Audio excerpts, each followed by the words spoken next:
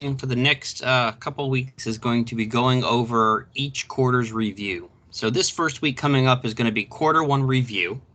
And what I have is you'll see in Math Excel, it says quarter one review assignment. So each day our goal is to do about 8 problems, 7 to 8 problems. And I'll have a video each day explaining how these particular different problems work, maybe giving you hints. I'm not going to work through all of them, but you'll see how it goes. Okay, so let's start off with the ones for this first section for the day. We're going to look at these. This is expressions. It's one of the very first things that we did in algebra is we have to be able to take either words or numerical expressions and translate them back and forth. It's the ever popular word problems. So things that most people do not like to do in algebra is word problems. But if we know vocabulary and you take it one step at a time, it's easy to figure these things out. Most expressions are, each sentence makes its own expression. So let's look at the first one. Okay, this is write in an English phrase that would translate into the following mathematical expression. Well, we have 7x minus 6. So this means that we have 7 times some unknown variable z, and then we're taking away or subtracting or we're finding the difference of 6. All those words mean the same thing. Subtraction, take away, difference. Let's see which one of our word choices fit best.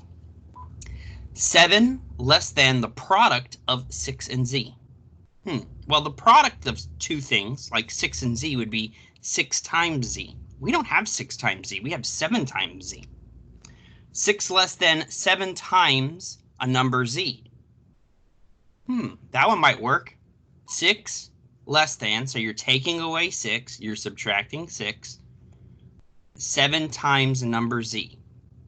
Read the last ones. The quotient. Quotient means division. There is no division going on in that problem. 7 times the difference of z and 6. This word's a little bit different. This one sounds like it could be it, but it's not. It's 7 times the difference of these two. That means we'd have something that looks like this. 7 times the difference of z and 6. So this one is not it. Which one was best? B. 6 less than, so minus 6. What is it less than? Well, it's less than the product or 7 times z. Here we go, the quotient of 55 and x. So quotient is going to mean there's a division. What are we dividing? 55 and x. Perfect. We look at the next one. Translate the algebraic expression to a word problem. So before we even start to translate, what do you see is happening there? We have the number 4 is being multiplied by a.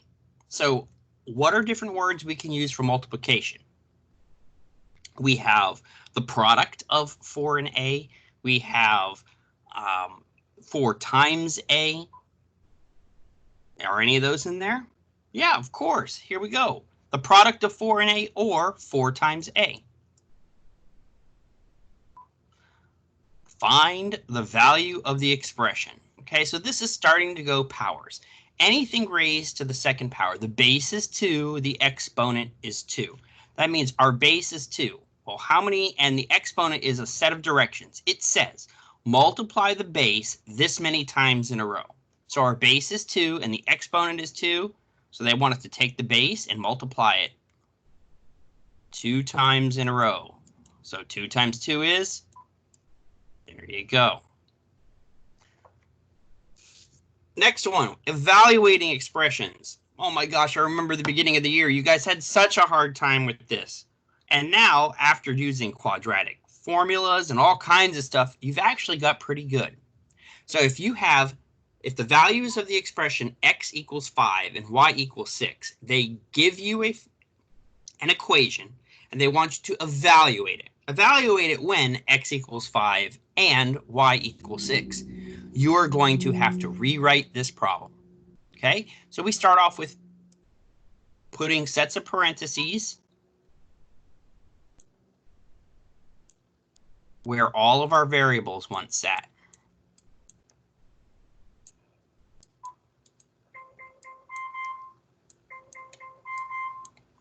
And then all that we have to do after this is go through and plug in our variables.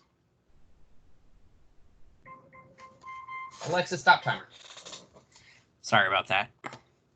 So as you sit here, sure, was that hard? Not really. Now we just take this and we are going to go ahead and plug in our different numbers. So x is the first one. X was 5, so we can put a 5 in here. There's also a 5 that goes here. And there's a 6 that goes over here. All right, so now it's order of operations, PEMDAS. This is like 4th, 5th grade. What's inside the most parentheses? What's this? So 6 plus 5. It's 11. Then you have 5 being squared. 5 times 5 is 25. And you evaluate as you go through.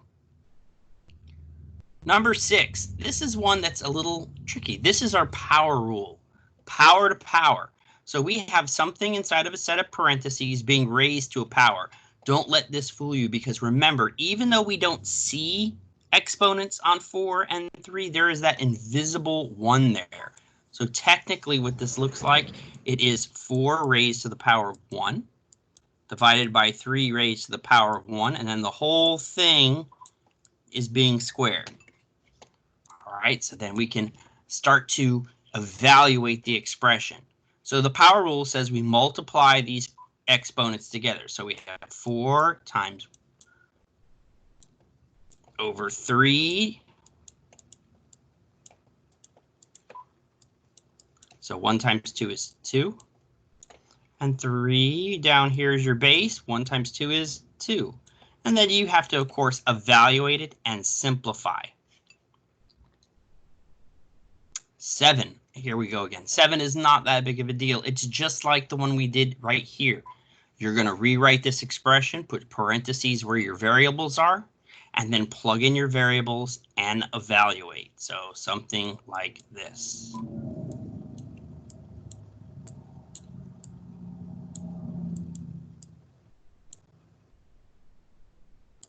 That should be there. So S, if S is 5, a 5 gets put here. This other S is 5, so 5 can get put here. And T is 7, so 7 gets put there. Now you evaluate your expression. Follow the order of operations. Now the last one here says, identify the terms that are alike. So remember, in order for things to have like terms, the variable and its exponent has to be the same. Because when we identify or we collect like terms, we're adding up how many of these do we have? What are these? How many x's do you have? How many v's do you have?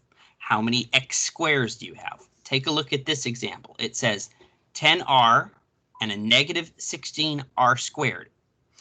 Notice the bases are the same, but the exponents are different. So are they alike?